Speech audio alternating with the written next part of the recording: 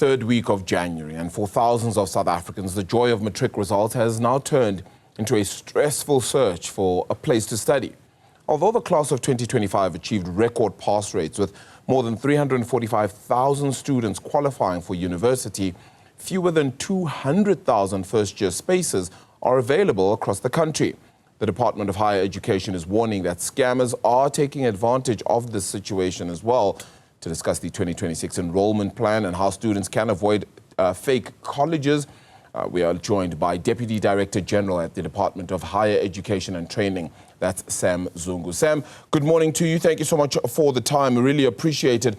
It must be a really difficult situation because it's good news that we've had so many passes, especially into universities, but the space is one big factor. How do we address it?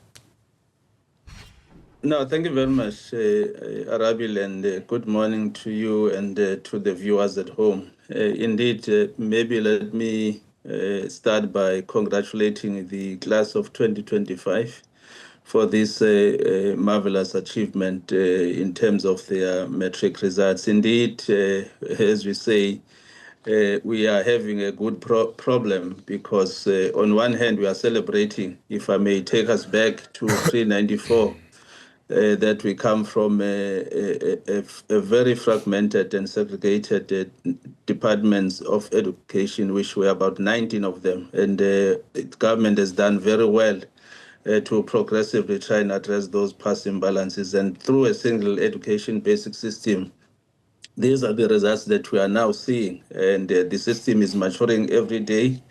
But the challenge, as you say, now they are coming to the post-school education system where we are faced with the challenge of how do we then accommodate all of these young people that are coming through the system. Indeed, we have been engaging with all the different stakeholders, including our institutions, universities, as well as TVET colleges and community colleges.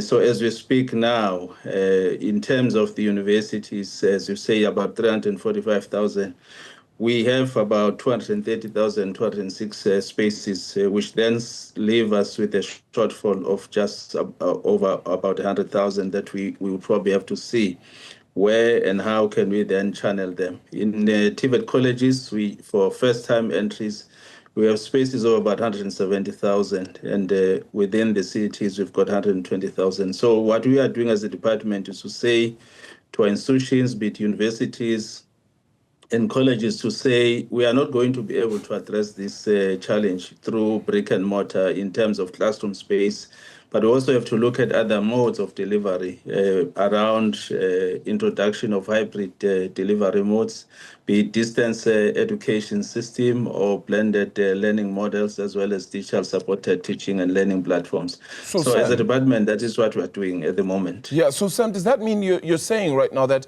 some of these universities which may fill up, some of these higher education institutions especially, the universities that would fill up those 230, 206 spaces, 230,000, 206 yes. spaces, would then perhaps add more pupils by way of doing it virtually?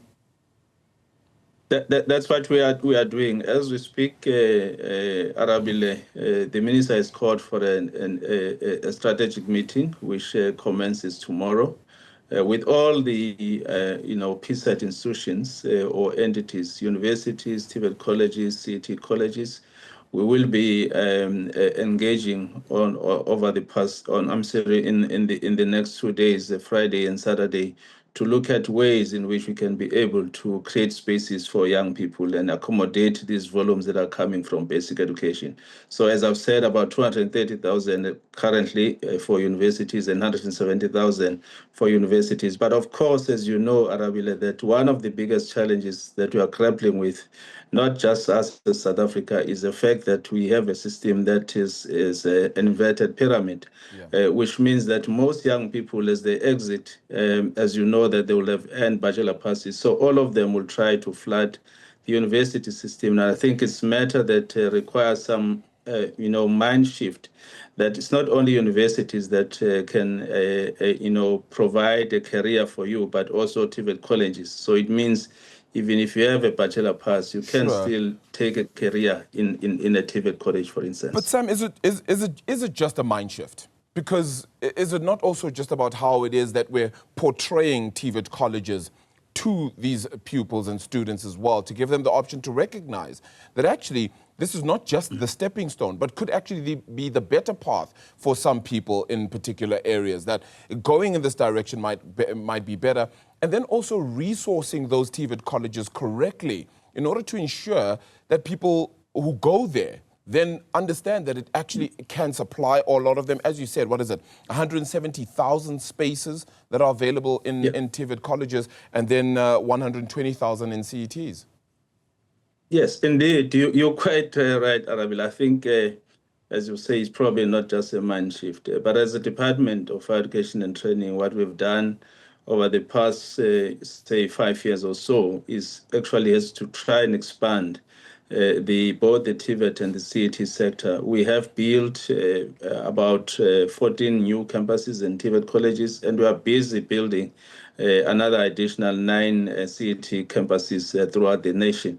But again, it's a matter of how do we then also influence the thinking, because the choices that the students make sometimes are influenced even by the parents themselves to say, I want you to become a medical doctor, whilst the economy at this point in time is requiring, for instance, plumbers, is requiring, electricians and so forth, and mechanical students, which those trades are found in TVET colleges. But again, if we juxtapose our system versus that of Germany, Switzerland, that the emphasis is more on giving young people the trades and the skills to make things and produce things.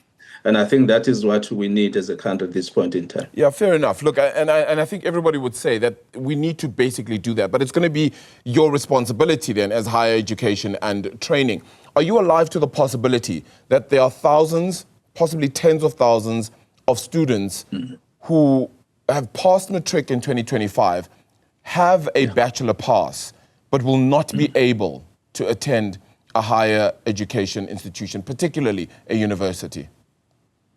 Indeed, Arabil, and again, we are not just dealing with this cohort. We still also have a backlog of a number of young people. Some of them have already been categorized as needs or not in education or in training or employment or in training. And I think that is one of the major things that as the Department of Education and Training, we are trying hard to address.